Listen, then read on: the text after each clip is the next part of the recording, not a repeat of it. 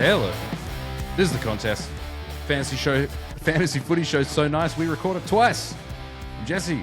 I like redraft with K-Man. He's Jill Hart. We're your hosts. We like fantasy footy. Follow K-Man on Twitter at K-Man_TC Fantasy. Follow me on Twitter at Contest Fantasy. K-Man, mate, how you doing? Good to see you again. It's been so long. Let's do it again. Let's do it better. Although that was pretty good. What's that? We'll do it live. Screw it. We'll do it live. There's nothing like doing back-to-back pods. What was it? An hour and 40 minutes? It was an hour and 40 minutes of recording, and I think we were in the room for a good 2 hours. Yeah. I put out on Twitter, X, whatever you want to call it, that it was a technical issue. Yeah. That got us stuck. And for the listeners there, the technical issue was our inability to use our own software to hit record. Somebody hit record. Because on Riverside, you've got to hit record and then you've got to hit it again. Yes, but then there's like a visual that comes up and it like counts us in. It didn't ever count us in, and neither of us realized. And I think at some point I was like, hey, like, where's the... It didn't even clock for me, like an hour in when I couldn't see the little record symbol at the top. Yeah. So that's our story. I tell you it what, was a double whammy too. Yeah. Well, team reveal. And even if that one went to air, my team's changed. Yes. Yeah. Yeah. This is the thing. It's changed. It's changed again. And we went in with sort of like 5 different versions each. We're kind of, the way we're going to do it is we've got our locked players on field. We're going to split this into 2 episodes. You get each team reveal separately. And we're going to have our locked players on field and then go through, well, who are all the other names that we're kind of tossing and turning between, because it's a few days out and neither of us can settle on anything, really. It's I guess I've gone from 5 teams down to 2. I think I've got 2 now. Well, that's good. That's good. I'm happy with that. So having a second crack at it is maybe the best thing that could happen to us, is what you're That saying. is the best thing that's ever happened to us. Positive. Ever? Well, ever happened to us? I don't know. Yeah. Getting married. Is this above? Yeah. Okay. No. Well, all right. No, definitely. Before we get stuck into it, everybody, if you dig the content, remember to chuck us a follow, 5-star rating over on Spotify and Apple Podcasts really helps us grow. You can like, share, and subscribe over on the YouTubes. We have our faces available over there. And of course, with this episode, very visual episode. So if you're listening on Spotify and Apple, we will do our best to narrate it. But if you're watching over on YouTube, that is where you're going to get the full experience, because we can show you the screen now. So it's going to be great. You'd see it. Should we get stuck in without further ado? Should I just let's go. Let's go. Let's go.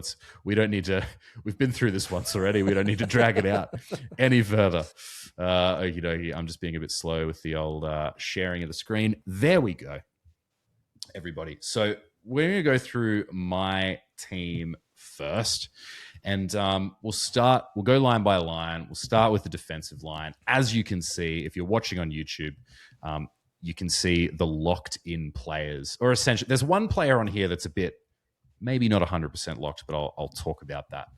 So in my back line, starting off, I've got Colby. He is, as far as I'm concerned, he is a lock as long as we don't hear something else about his finger. There's no setback.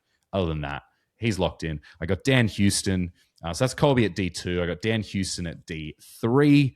D1 and D4 are a bit up in the air. And then I've got Lockie Blackiston and Josh Lindsay locked in at D5 and 6. And I got Lockie Jakes and Jai Sarong sitting there on the bench. So before I get into my other players, any words to say about these guys? I know we had this conversation 24 hours ago, but hey, we can rehash it. No one heard it. Look, elephant in the room. Dan Houston. Before opening round, I know, you've picked him up on a few mock drafts. I know you've been keen to keep one eye on what's going on at Collingwood and whether he's going to settle. The role last year didn't suit Houston, and we really critically evaluated the recruitment, if that's the position that he was going to go in. Suddenly this year we see a bit more of an anchored quarterback or halfback. We saw the score against, well, let's face it, a St Kilda lineup that does leak points in that front half. But he's in there pre-recording. You've just said you've just got a little bit of doubt from some intel. Or what are your thoughts currently? Is he an absolute lock, or there's a bit of... Yeah, look, no intel. I've just been listening to other pods, and you get this influx of opinion, and you start to sort of question things. I was just listening to the Traders, their pod on the way home, and they're talking about how, look, I think it was Roy maybe brought up a good point that his scoring did slow down in the second half. It was like that 80-point first half. We thought, here we go, and he scored like 39, 40 points in the second half. So the concern is obviously, is which half is more reflective of his capacity. It's also that perfect storm of like, well, St Kilda, like this is the team that's going to give up those easy points. They're the team that's going to leak points to those kind of positions. So obviously that's a bit of a flag there. He did take a lot of the kick-ins as well, which is an addition to the role. We hope that's something that continues. I guess my pushback on that as like a flag though, is that this is Dan Houston. There's a reason we haven't picked Dan Houston in Classic, really. And that's because, okay, he's sort of a pseudo premium, right? Like he'll average 90 at the season, but he'll average 90 at the season because 1 week he'll score 130 and the next week he'll score 75. And then he'll score everything in between as well. And so I just wonder if this is a continuation of the Dan Houston that we know. He gave us that ceiling score when the team presented itself. Yeah, he might have a floor of something like 70 or 75, but more often than not, you'll get somewhere in that like 82 to 95 kind of range. You made a great point pre-pod as well that like this is sort of the SDK scenario of last year, isn't it? Grab the cash. What's his break even? Like negative $1 million? Negative 21. It was priced at 60 odd. He was priced at 60 odd, and he's come out and doubled that. He's doubled that in opening round. So talk about take the cash and go as a short-term play. What I liked about this particular game was it wasn't Houston of old who picked up 20 odd disposals and kicked a goal from outside 50 as he had done. This was purely on possessions. It was the combination of, as you said, kick-ins plus sixes, but I liked his interchange, receiving handball, giving off handball, follow-up work. I liked that aspect to it, which was part of his score build. So as you said, I think there's a safe-ish floor to maximize the cash generation that's going to occur now because it's in his price cycle. Absolutely. Totally agree. So Dan Houston, he's not like a lockety lock, but he's, regarding the structure that I've got at the moment, it's kind of hard to move on from him. So we'll see how that goes. Okay. Now here's where things get a little bit interesting. I can go a number of directions. My traditional way of approaching this is that my D1 is going to be Connor Rozee and my D4 is going to be one of Footy or Caleb Windsor. I'm I'm undecided on which one of those guys it's going to be. I think I think Windsor is the more popular pick. Coleman is obviously a third option in there. I've cooled on Coleman a little bit. It's a combination of the existing round 2 buy that we already kind of knew about. If he'd come out and he'd gone 85, I would have just been an auto tick. He came out and he scored 73. His scoring did pick up in the second half of that Brisbane game. He was really slow to get started, which I suppose is fair given his lack of football in the last couple of years. He just didn't look as clean. Like we were yelling. There were times in the game. It was funny when we were there on Saturday night. We were yelling loud. It was funny when we were there. There were times when we were saying, and that's why you give it to Kitty Coleman, because he did get burned a few times in that first half. But you know what? There were other times where we weren't so enthusiastic when Kitty maybe did a not so good kick, and I sort of thought, this guy still he's not back yet. He doesn't look like the same player of old yet, and it's probably unfair to expect him to be. But there were just enough little things there that sowed the seeds of doubt for me where I went, a score of 73 at the end of the game. I don't know if he's going to be able to be consistently producing what he did in the second half over 4 quarters. or whether it's just going to be a bit of a volatile kind of scoreline. So I just wonder if there's maybe some more potential upside in a Windsor or a Fonty. Yeah, the Windsor one's an interesting one. We didn't get the free look, so I guess there's still question marks on which Windsor are we going to get. Is it the last community series game where all of a sudden it was possessions impact the score we were hopeful, yet the game before really quiet, didn't accumulate, and that shocked and probably rocked our confidence. So yeah, Windsor's an interesting one. The role is there, a depleted midfield is there, but we just don't know. And you don't like going into round one, starting side with a player you just don't know about. Fonty looked great, and whether that consistently fits with Lockie Ash, who in Whitfield, and Lockie Ash is relatively quiet. So was it a game by chance, or are they really going to use this kid? Because he did look clean. Yeah. He did look classy at times. It's an interesting space now, the D4, looking at your structure there. Connor Rozee is one of those. The reason, so he is a lock for my team. He will be sitting in my team, and that is primarily because of the 62% ownership across the competition. I am not prepared to take on 62% of the comp by not having him. If he, with that opening run, he becomes super expensive. If I don't start him, I may not have access to him until the second half of the season. And I don't want to be in that kind of situation. I still am not convinced that there's a ton of value or meat on the bone there. I think he's probably priced fairly, but despite that, it's that ownership that makes me want to lock Connor Rozee in. The thing is, the reason he didn't appear here is because I've been fiddling with sometimes putting him at D1, sometimes putting him at M1 to offer me a little bit of flexibility. There's a player I'd love to sit at D1, and that's Jack Sinclair. Unfortunately, I just don't think I can afford him, which is the conversation we were having pre-pod. Structurally speaking, I'd have to give up something else, which we'll talk about later. But there is one more player, and I don't think I'm going to do this. I think I'm going to go Rozee at D1 the more time I think on it. But I have mentioned Josh Dacos on the pod. I fought in our fantasy fight series for Josh Dacos to be a starter. Now, my logic was that he would move into the midfield as Dan Houston took that role back. That hasn't happened. Josh Dacos is still off of half back, but it doesn't seem to matter.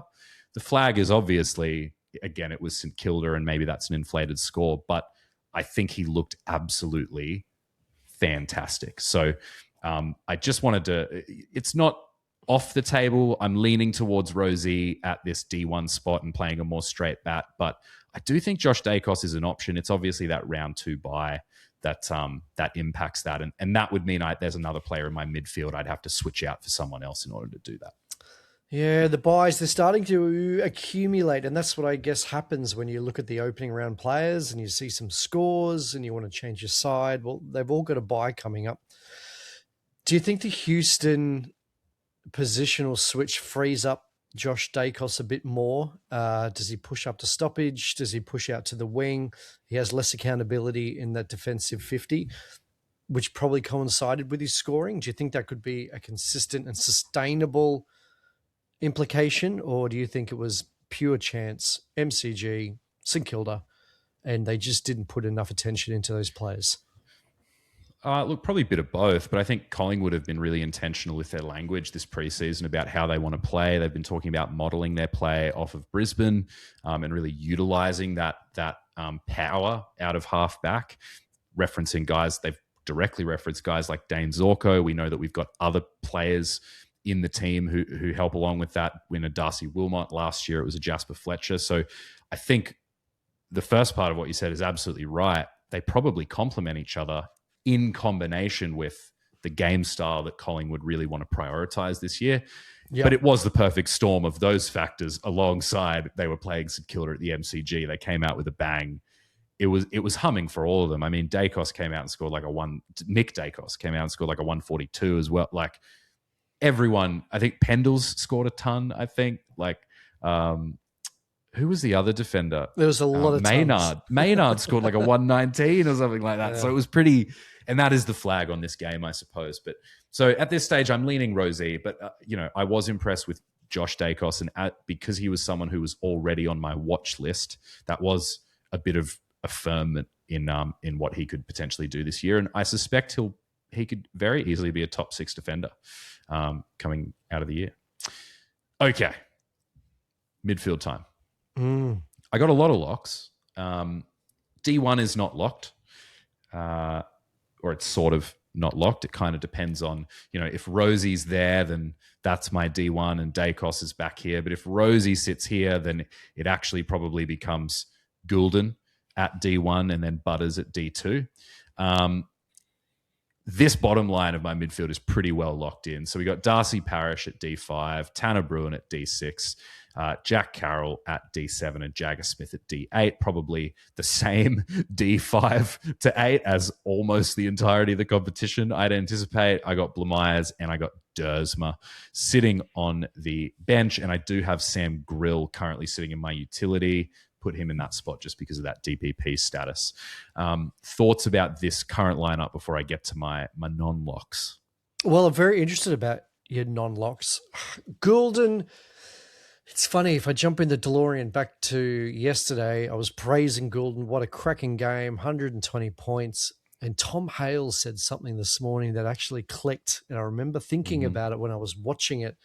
The first half was obviously very quiet, and the role wasn't suited to what we thought an Errol Goulden was used to. And it was by pure need that the game was on. Carlton had momentum, and they were controlling stoppage. They were controlling clearance for that first part of the game. And it had to be a magnet shift for Goulden then to have that 50-point quarter. And boy, he looked amazing. And we thought, here we go. Goulden back to what we know. My concern is, why didn't it start that way?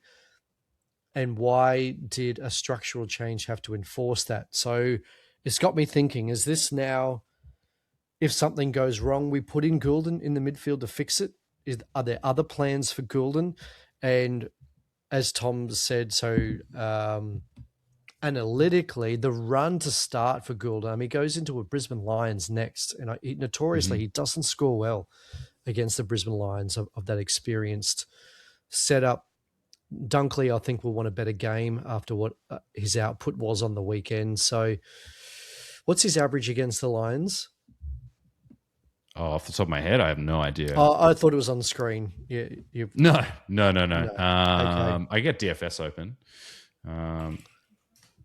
So, actually, I can answer this very quickly. Filibuster. And it just got me thinking that with that, not to put you on the spot, buy, with that, with the early buy, a tough run coming up, is he someone that I could actually add more value to my midfield and spend that cash elsewhere, especially in a ruck line that I'm starting to have real confidence issues? And we'll talk about the McAndrew effect in a second. So he's one player that is actually out of my side at the moment. Sure. 97 is the answer, his average against Brisbane, which I don't know. I'm still probably comfortable with that. He scored up to 113 against them as well. I think my rebuttal to that, so my first thinking with Errol Goulden is, well, number one, he's got a break even of 63. So he's going to start making money immediately. If he does get off to a hot start and he continues in that fashion, he's going to get out of reach really, really quickly. And it could be a situation of having to wait until the very end of the season to get him in, which may or may not be okay. Secondly, his ownership also, again, really, really high with a player of his. And I want to be clear, I don't make all of my decisions based off of high ownership, but it's with that particular caliber of player. It makes me quite afraid to go against the mold. I didn't start a Jordan Dawson last year, and it backfired against me. And that certainly happened in the past as well. And I'm trying to play a bit of a more vanilla game to kick things off. The final rebuttal I'd have against that is, totally get it. The thing is, Errol is a 30% CBA guy. He's never been like the argument with Errol has never been about, well, if he gets heaps of midfield time, then he's a lock. It's been, we know what he can do on the outside and he can float into stoppage. And I feel like there's actually been plenty of times over the last couple of years where Errol does kind of go missing for a quarter. And then the next quarter or 2 quarters later, he comes back and he has a monster. Like, I look at that score build from the preseason and I kind of think to myself, it didn't worry me too much because I didn't feel like it was actually that different from score builds we've seen from Goulden in past years. So to me, I don't know that anything changed from my perspective with an Errol. Yep. I get why people are jumping at it, but for me, I go, we've seen this from Errol before.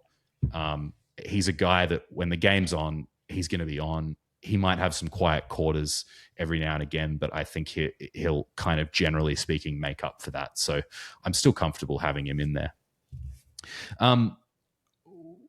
Names that I'm considering, I'm looking at guys like Sam Walsh. I'm looking at guys like LDU.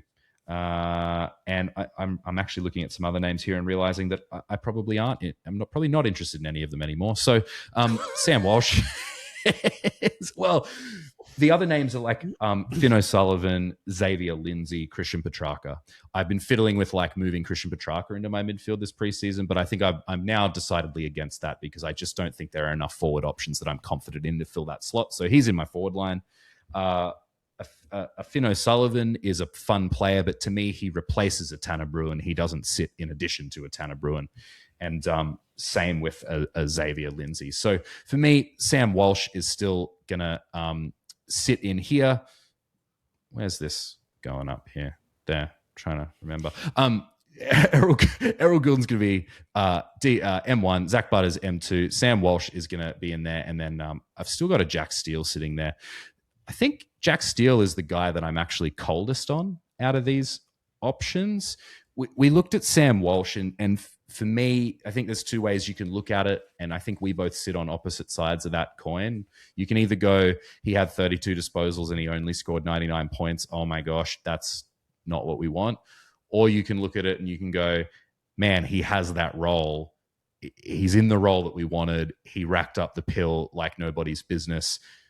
Disposals can be fickle in terms of how they come about. And so I think there's going to be some natural variation. I think I fall on that side of the coin. Probably won't be surprised either way. It's just one of those things where I look at a Sam Walsh and I go, I don't want to overthink it. I'd almost rather just go with the guy who I've been pretty confident on all preseason. And if it goes a little bit wrong, because I don't think it's going to go a lot wrong, but if it goes a little bit wrong, then I'm kind of okay with that. Whereas if I've had him sitting in this spot all preseason, and then I move him because I'm a bit unsure, and then he just does what we thought he was going to do, I'd find it much harder to kind of sit with that. And Steele, I don't know, is the number one guy. I don't know that there's as much value in him anymore as I used to feel like there was, but he certainly hasn't put a foot wrong this preseason. Ruckline. Yeah. So this is where it gets tricky. Let's talk about this first. Lockie McAndrew. The whole community seems to be really on board with this Lockie McAndrew at R2, and the old what did you call him? The mob boss. The mob boss, and kind of flicking between those guys, streaming those guys week to week depending on matchup. I don't like this because I don't really have confidence in that Port Adelaide ruck situation. I'm not super convinced that either he or Sweet is going to score particularly well, regardless of who's sort of R1 over there. So I don't really want to spend 500K on it. If we get rid of that, then the next problem for me with McAndrew at R2 is how do we cover him at R3 if it's not via Vizentini? Kubaduff Titler doesn't, or Titler, I'm not sure how you say it, is not the guy who's going to put up enough of coverage there.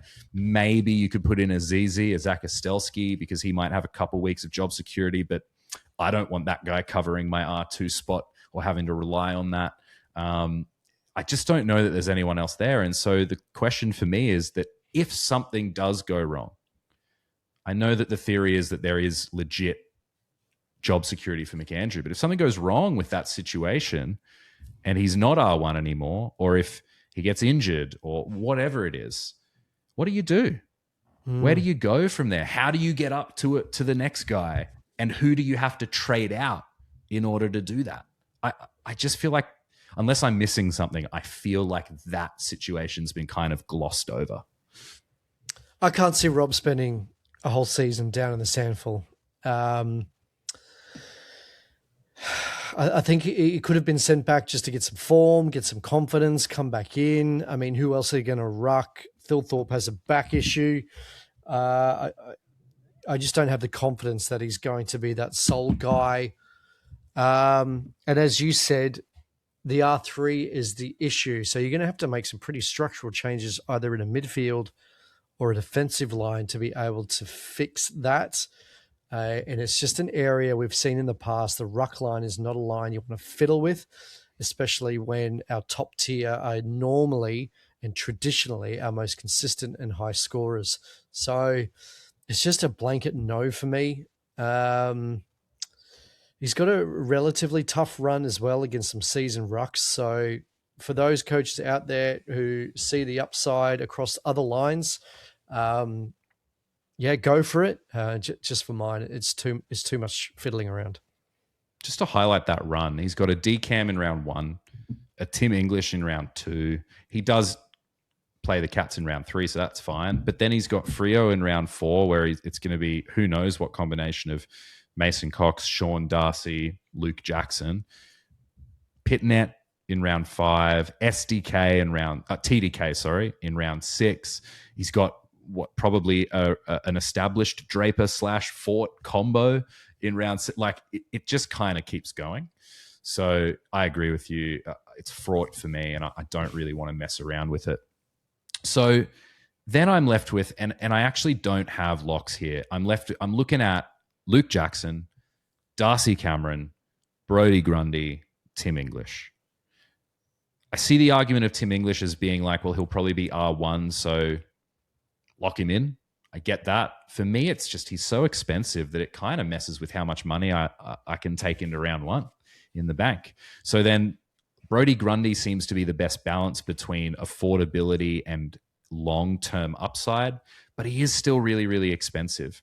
I'm not hating this combination of Darcy Cameron and Luke Jackson. Darcy Cameron looked really good, and I've talked about how I'm well aware of the fact that there's no real value in the Luke Jackson pick. He's fairly priced at $19.95, but I reckon on any given week with the right matchup, he can probably give you a bit more of a ceiling score. And I feel pretty confident that he's not really, given his role, going to drop lower than a 90 very often. He also doesn't have an early buy. He might pick up DPP status later in the season as well, so that could give you some flexibility in a few rounds' time. I think there are plenty of ways he can provide value to the team without being a value pick. What do you think of this combination as opposed to DCAM plus a Grundy or LJax plus a Grundy? Is this too risky, or do you not mind it? The LJax is a bit of a risk on two fronts. Mason Cox, Sean Darcy is going to come back at some stage, and Hayden Young seems to be out for this weekend. So if he is out, does that give more responsibility on a Mason Cox to be the ruck?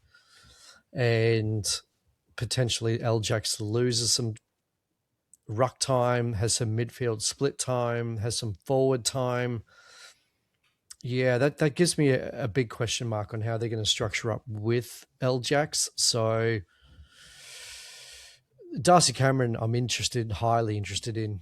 Again, I just feel like there's a bit of fiddling with an LJax that could potentially come in a couple of rounds, which I don't want to do. I want to spend that first time fixing up my side with fix-up trades, and I don't want to have to waste some trades based on something like that where suddenly Darcy's back. LJax is playing midfield. His ceiling is capped. Yeah, they're my thoughts. I have the option.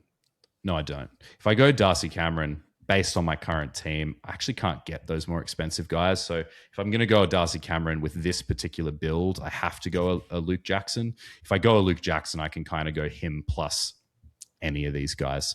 But that would probably be the difference between, say, like a Jack Steele in the midfield and an LDU, or an Errol Goulden going down to an LDU for even more cash to save, something like that. So there are some flexibility options there. This is the space that I feel the least sure about.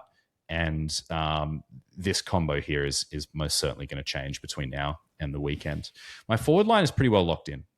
I just don't see a forward line different to this one that is fieldable from my perspective. So at F1, I've got Harry Sheezel. F2, I've got Christian Petrarca. At F3, I've got Sam Flanders.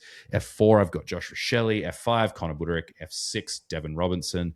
And then on the bench, I've got Leo Lombard. And at the moment, I've got a Lockie Doverston, but I also don't mind a Ty Gallop in that spot. I guess there are some other guys you could go, like you could go in Newton. There's a number of kind of options, but not too many. So it just depends on which one you like the most. So this spot is certainly up for grabs too. Not much to say about Harry Sheezel. He's been talked to death.